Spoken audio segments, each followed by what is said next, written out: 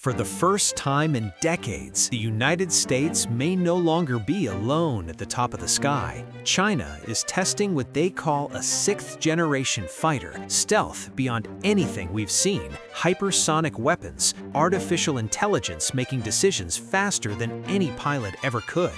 Some analysts say it could rival America's F-35, maybe even the mysterious NGAD. But is this new Chinese jet actually a game-changer? Or is it the most sophisticated piece of propaganda Beijing has ever produced?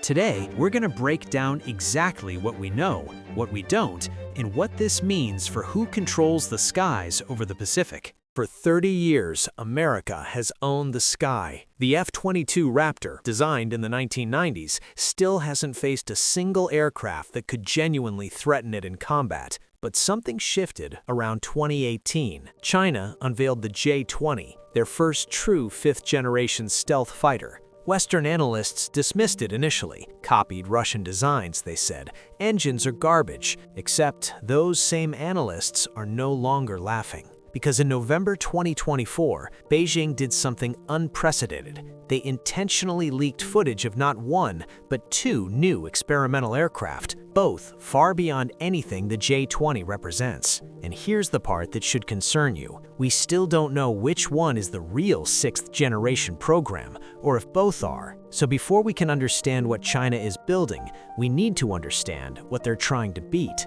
The F-22 Raptor entered service in 2005, and in almost 20 years of existence, it has never once been defeated in a training exercise against any foreign aircraft. Not once. Pilots call it the Beast, and for good reason. Its radar cross-section, how visible it is to enemy radar, is roughly the size of a marble. It can detect enemy aircraft from over 200 kilometers away while remaining completely invisible. It can supercruise, maintain supersonic speed without afterburners, for extended periods. But here's the problem. There are only 186 of them, and the production line closed in 2011. So America's answer was the F-35 Lightning II.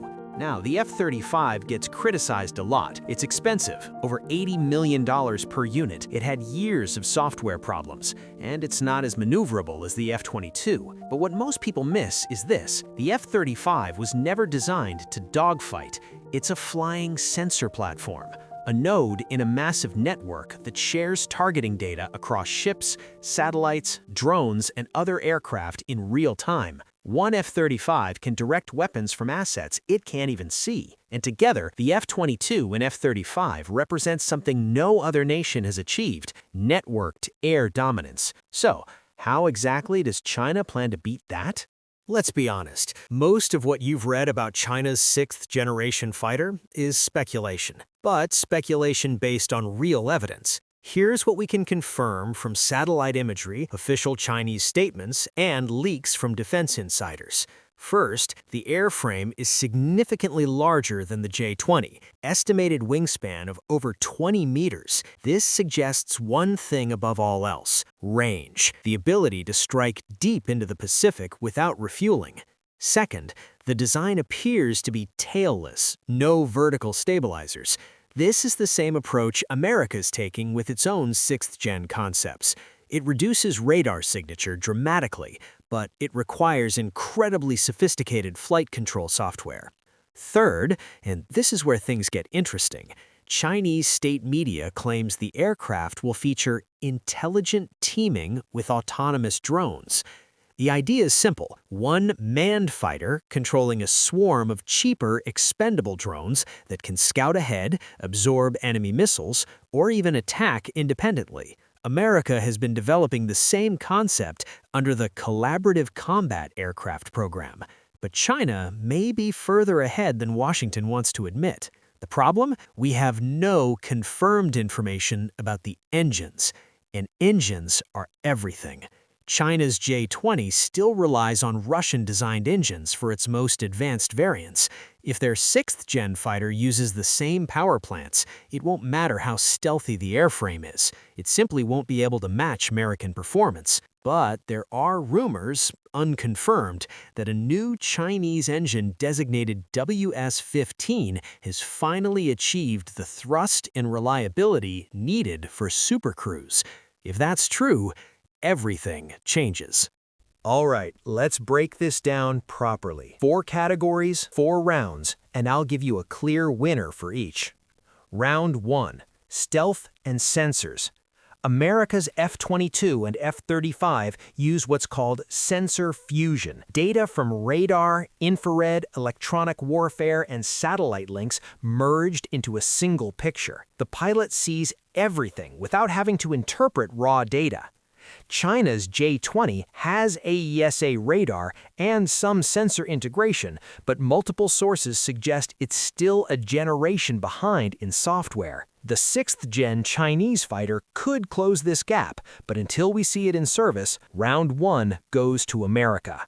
Round 2, Speed, Range, and Penetration. Here's where China has a structural advantage. Any conflict over Taiwan or the South China Sea happens thousands of miles from the nearest major U.S. airbase. American fighters need tankers, they need carriers. Chinese fighters take off from the mainland. If China's 6th gen truly has the range the airframe suggests, it can loiter over contested zones far longer than any American jet operating from Guam or a carrier deck. Round 2, China. Round 3, Weapons and drone integration. Both nations are racing towards the same future: hypersonic missiles and loyal wingman drones. China has tested the PL-17, an extremely long-range air-to-air missile designed to kill tankers and AWACS aircraft from over 400 kilometers. America's AIM-260 is the counter, but it's still not in full production. On drone integration, both are at prototype stages. No clear leader yet. Round 3, Draw. Round 4, Production, Logistics, and Allies. America builds the F-35 in partnership with the UK, Italy, Japan, Australia, and half of NATO. Maintenance networks span the globe. Pilots train together constantly. China builds alone. More importantly, American industry has decades of experience producing stealth aircraft at scale. China has never mass-produced a true 5th-gen fighter. Round 4, America. So, on paper, the U.S. still leads. Better sensors, better networks, better allies. But here's what those scores don't capture. In 2023, a classified Pentagon war game simulated a Chinese invasion of Taiwan. The U.S. won, technically, but the cost was catastrophic. Multiple aircraft carriers sunk, hundreds of aircraft lost. The war lasted weeks, not days. And the reason wasn't technological inferiority, it was numbers in geography. China doesn't need a fighter that beats the F-22 in a one-on-one dogfight. They need fighters that can saturate the battle space, launch hundreds of missiles, absorb American attacks, and keep coming.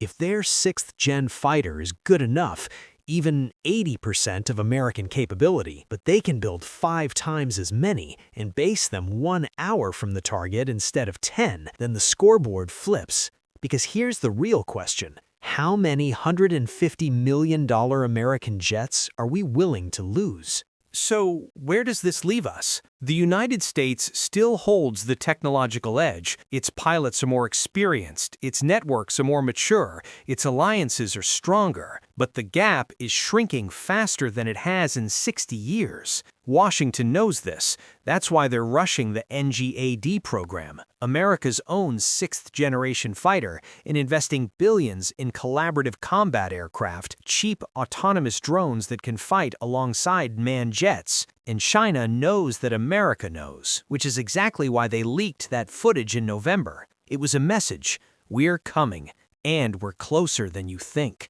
But here's what keeps defense planners up at night. The next war won't be won by the best fighter. It'll be won by whoever has enough of them in the right place at the right time. And right now, only one country is building aircraft factories at a wartime pace. So the question isn't just who has the better jet. The question is who's actually prepared for the war nobody wants.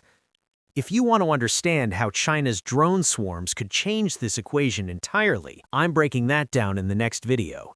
Drop a comment. Do you think technology still wins, or has quantity become its own kind of quality? I'll see you in the next one.